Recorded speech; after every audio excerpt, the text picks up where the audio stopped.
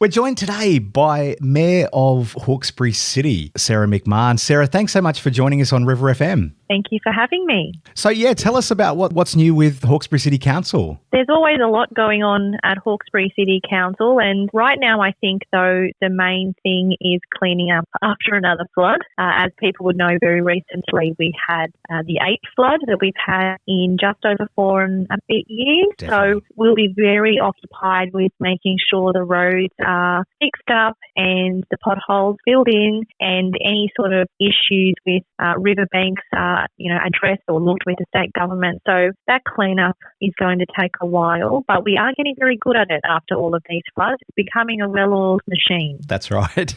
Unfortunately, but yes, but it's the silver lining, sadly. isn't it? Yeah, no, definitely. So look, we've got a lot of that going on. There's a council meeting this week, so we'll be dealing with that. And the biggest thing at the moment, sort of in June, is the adoption of the operational plan, which lets the community know over the next 12 months, starting from the 1st of July, how we will be spending that yearly budget of council, so how their rates will be spent, which is a really interesting document. And I know everyone has really busy lives and kids and jobs, and absolutely, but if you did get, half an hour to sit down and have a look at how your council spends its money, we have to be as transparent as possible. So it's all there. You'll see where your rates go, which roads are getting fixed over the next 12 months. We list the main things that we're doing on roads, the projects that we'll be investing in. So it's worth having a look. So we're in that sort of season where the new financial year will start. So that's all happening as well. Fantastic. So there's a lot going on there.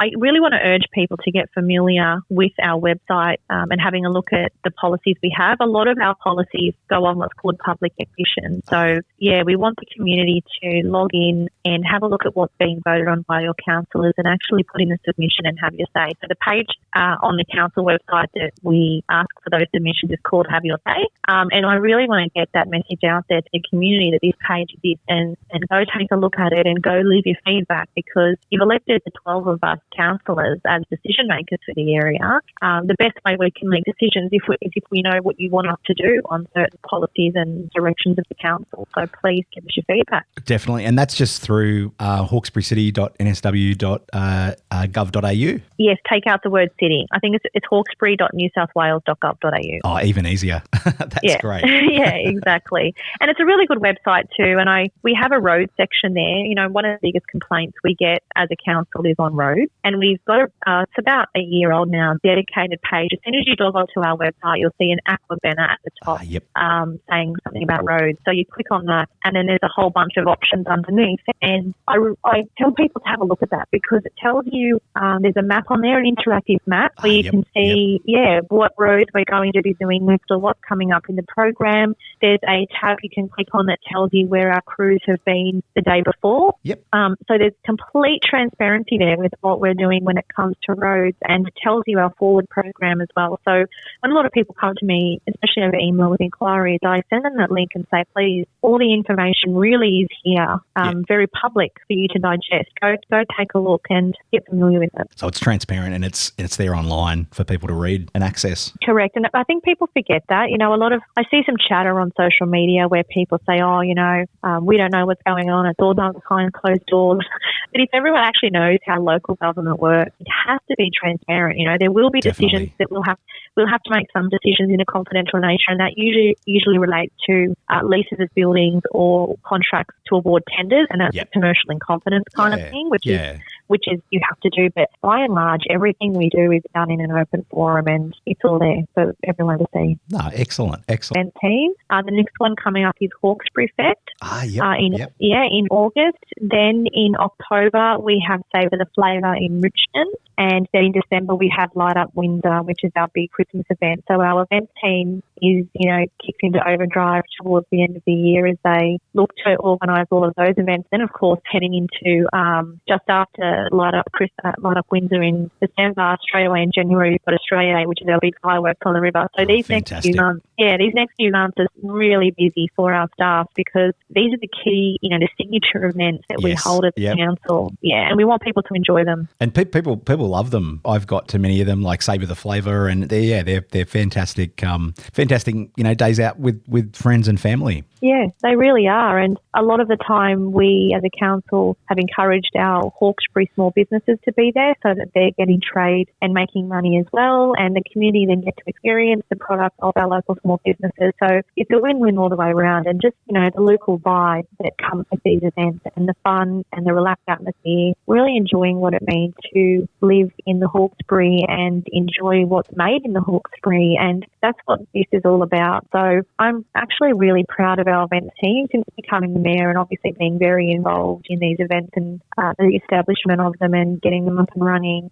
We really have a good, dedicated team, and I'm really proud of them, and they're really putting Hawkesbury on the map. Definitely. No, it's great, and I enjoyed going through the council tent at the Hawkesbury show, which was a little while ago now, but that was a fantastic, and also just all the produce that is being produced here in the Hawkesbury. It was wonderful. Yeah, that's another event that our events team have to do a lot of work to get ready for, is our tent at the show. And they have that for the whole 3 days with a whole range of activities in there that are designed deliberately to be free. Yep. So that if in this cost of living crisis, it can really cost families an arm and a leg to get into the show. We know that. And then if you add food and ride tickets and everything on top of it, and show bags, it's an expensive day out. But we want to make sure that if you are watching your pennies, you can come to the Hawkesbury City Council tent, and the kids can sit down and they can make a badge. They can sit down and watch the frog and the spider show. Yeah. They can take home a plant. They can give some feedback on recycling. They can do the passport, which is a really popular activity. Yes. Yep. Yeah, where they can go around to all the different emergency services tents and get a stamp and come back to council at the end and get a prize. Yes, yep. So, there's a lot of things we put into ensuring it's really community friendly. Oh, wonderful. And I'm not sure if you watched, there was Better Homes and Gardens special on Channel 7 on Friday night. They came to the Hawkesbury show. Oh, yes. And, yeah,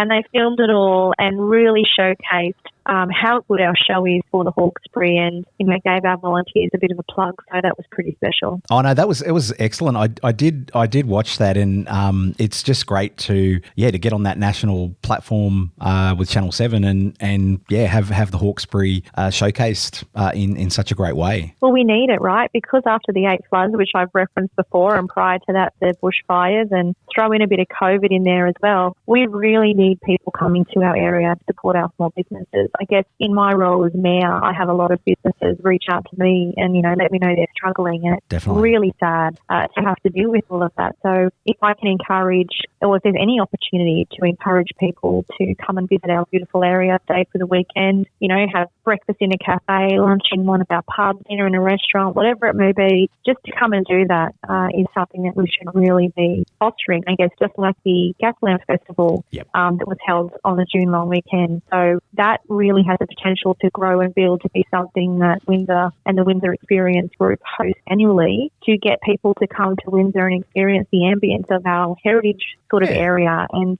soak it up. Yeah, no, to come out and enjoy. And I think that's the thing. We've got millions of people across Sydney there, and if we can get just some of them to come out and experience all the great things that the region offers, it's a win-win, isn't it? It really is. And I've always had a bit of a tourism thing. I ran created the Back to Bilpin campaign after the bushfires, and I have my Shop Small group on Facebook to support small business. But something I've always said, and I'm not a tourism expert, so I don't know how to hit this nail on the head, but people in the city say, I want to go to the Hun Valley for the long weekend because it's that vibe of wineries and romance and all that sort of thing. Why aren't they saying I want to come to the Hawkesbury for the weekend?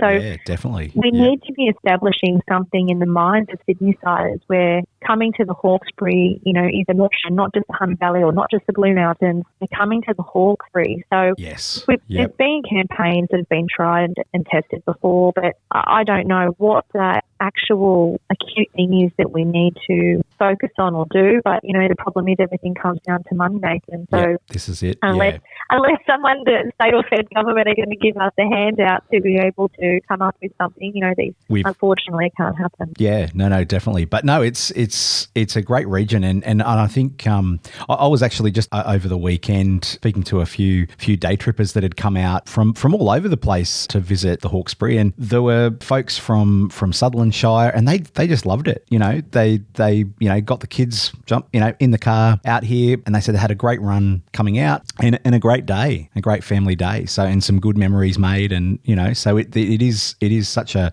great region. So yeah, no, we should be celebrating that for sure. Definitely, we've just got to find that platform to do it on. But with our colonial heritage, of course, our Indigenous heritage, but Windsor is a township founded in 1794. There's not many places in Australia that can cling on to the 1700s. I know, this is it exactly. Yeah, we really need to be getting people here based on that. We have so many beautiful historic buildings and so much heritage dating back to the colonial times and Governor Macquarie, and we've got the Pioneer Village out of Wilberforce. Yep. It's so much to do. We've got the river, which can be beautiful, but also a beast. Yep, certainly. Yep. As it was in the recent flood. And actually, let me just say, shout out to both Council and Transport for New South Wales for doing a pretty good job of knowing a couple of bridges were about to go under, repairing the bridges correctly this time, and then really getting in quickly and cleaning them up so that the traffic could flow again. I think, again, learning lessons from the past, it really was done well this time, and we really need to give credit where credit's due and start saying thank you to people rather than, this continuous tone that sort of existed lately of negativity. We really need to be focusing on positivity. No, this is it, isn't it? And this is why, the Hawkesbury is a food bowl, because you've got the lowlands, you've got, those floods, they bring all those nutrients down the river. So it's it brings that with it, but at the same time, it's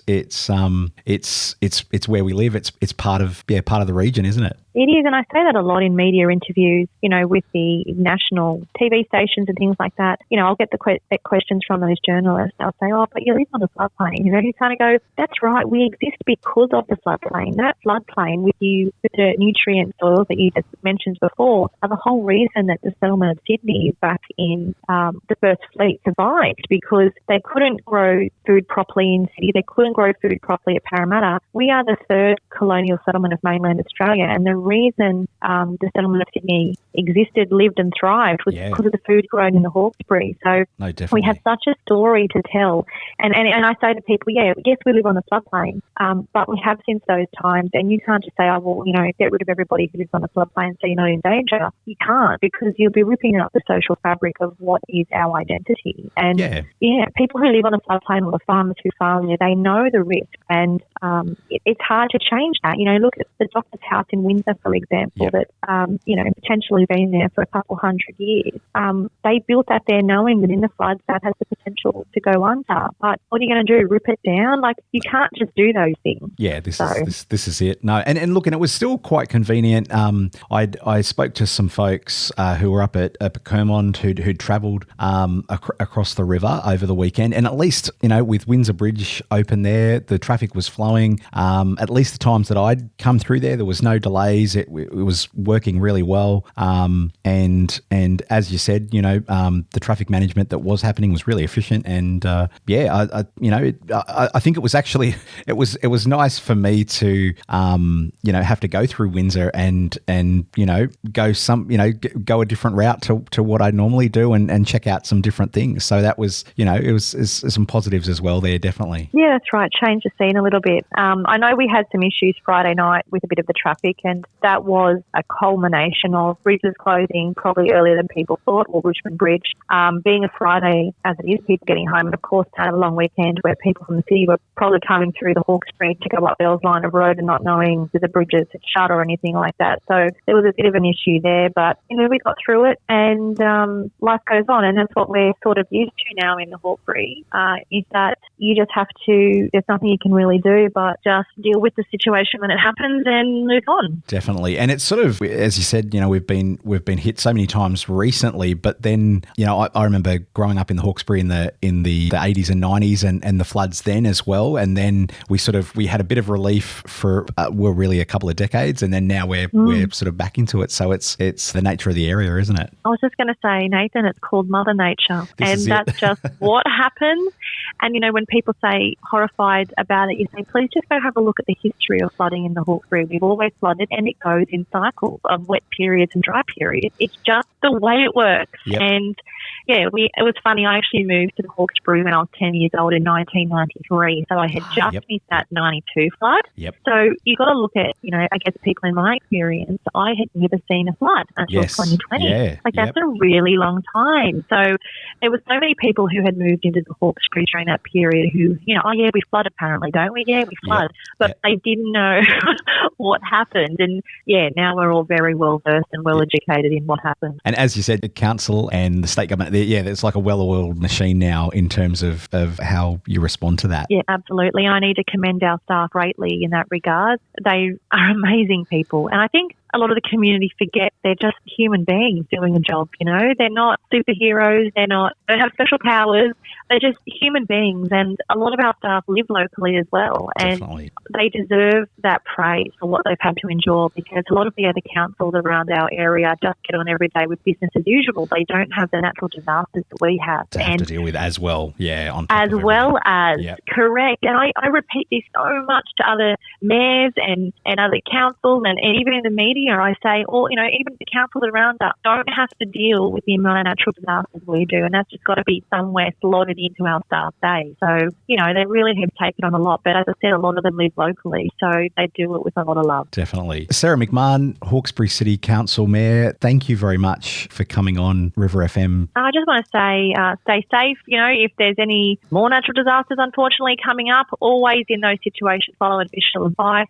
Always feel free to check out my Facebook page, Sarah McMahon, Mayor of Hawkesbury. You'll see some of the things going on. I like to give shout-outs here and there to locals who've achieved things, whether it be through sport or academic or anything like that. I love to give a shout-out to our locals.